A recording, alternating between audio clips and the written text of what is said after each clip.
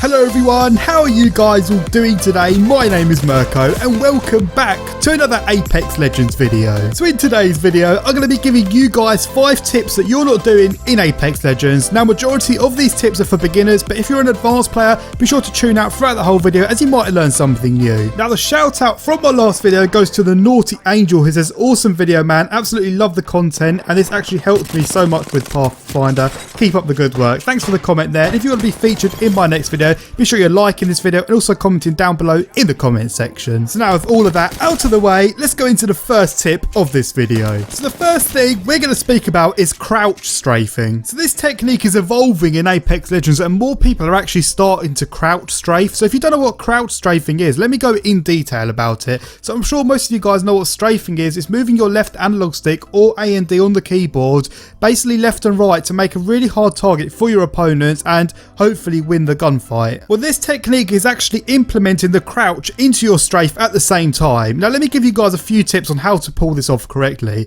So the first thing, you want to make sure that you've got a button puncher set in your settings. If you're not having button puncher on, if you've got the default settings, then you won't be able to do this at all, and you want to make sure your right analog stick is the crouch button. Now some people seem to think that spamming your strafe controls left and right really fast is actually better. Well, this is actually incorrect, because if you do this, your character isn't actually moving as much. So the best way to strafe is actually move directions after each second. So when you're strafing towards the right, after a second you want to move to the left, and after a second you then want to move to the right. But whilst doing this, you want to make sure you're using the crouch as well. Now you don't want to stay crouched, you only want to crouch down and then go back up again after about a second. If you stay crouched while strafing, it actually decreases your strafe speed. Once you crouched all the way down, that's when you want to pull yourself back up again. And as for strafing, if you spam the crouch button, you don't actually go down all the way, you only go down about quarter of the way. So you want to make sure you're not standing up until you've crouched down at your full lowest point. Now a few things I'd like to mention with this tip is that it's mainly only effective at short to medium range. You don't really want to be doing this at long range because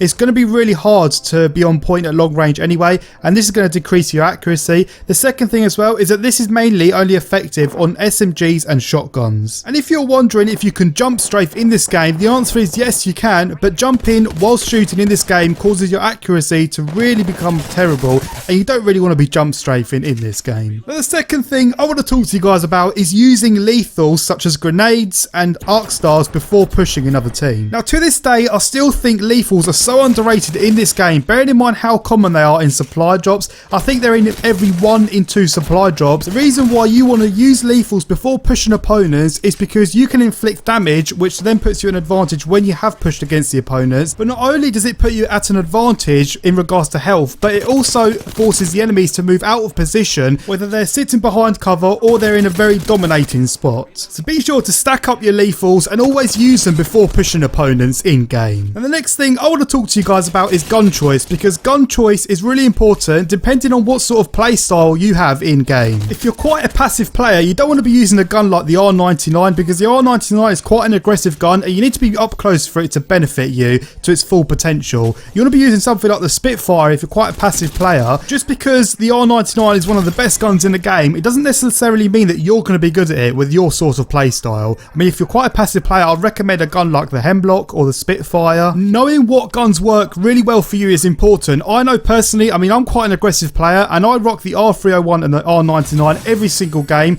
If I can't find them guns, then obviously I have to pick something else, but they're my 2 most favourite weapons, and every time I go in a game, that's my goal, to find them 2 guns. Once I've found them 2 guns, I know I'm going to be at my most confident point. You really need to figure out what your play style is and then use the correct guns according to your play style. And the next thing we're going to talk about is team positioning. Now this is quite a team based tip, but I see so many teams, and the teams I play with as well, they're quite grouped up together, and that's the wrong thing to do, guys. You want to make sure your team are spread out to quite a fair distance, but not too far out to the point where they can't help you if you're being shot at. The reason why it's important to stay probably about 50 meters apart, I would say is the perfect length, is because if your teammate is being shot at or is being pushed by another team, you can come in from a different angle and the enemies won't be expecting it. Whereas if you're all grouped together, the enemies are going to know where all 3 of you are, and it's going to be really hard to overcome that team. Another reason why you want to stay apart is because it's also easier to spot enemies. I mean, if all 3 of you are in a different place, it's easier to look around the map and try and find enemies easier and faster. Now the last thing I want to talk to you guys about is the revive trap. Now what I mean by the revive trap is basically when you've downed an enemy, you can do one of two things. You can finish the enemy off, or you can do the smarter thing, which I've started to do more recently, and actually wait for the player to come and revive the downed teammate and then go in and get an easy kill. Now once you've downed the enemy, you want to make sure you're moving to another part because the downed enemy can still ping where you are. I spoke a little bit about that in my 1 vs 3 clutch video if you guys want to check that out. But another thing as well is you want to make sure you're not walking around and making footstep noise, because footsteps are really easy to hear as well. So if you are going to walk around, you want to make sure you're crouching and you want to wait until you can hear the enemy actually reviving the downed player, and that's always an easy kill. And you should always do this, especially if you're really low on health or you've got a really bad set of guns, then you should always do this technique and just wait for the enemy to go in for the revive. And yes, the enemy might be looking for you, but don't you guys worry, because after time the enemy will go in for the revive once they see it's clear or they think it's clear, and they won't make the down teammate die. So you just got to be patient and actually wait for them to physically go in for the revive. They're going to check around, make sure it's clear.